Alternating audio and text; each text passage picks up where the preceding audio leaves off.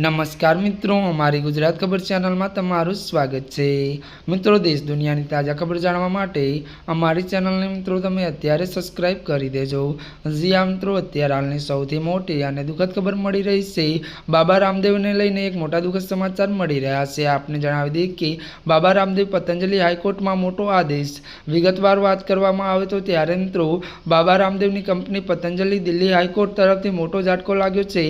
जणावी दीए कि हाईकोर्टे निर्देश आप्यो छे कि पतंजलि कंपनी डाबर त्यारे च्यवनप्राश विरुद्ध कोईपण ब्राह्मण के नकारात्मक जाहेरात प्रसारित न करे।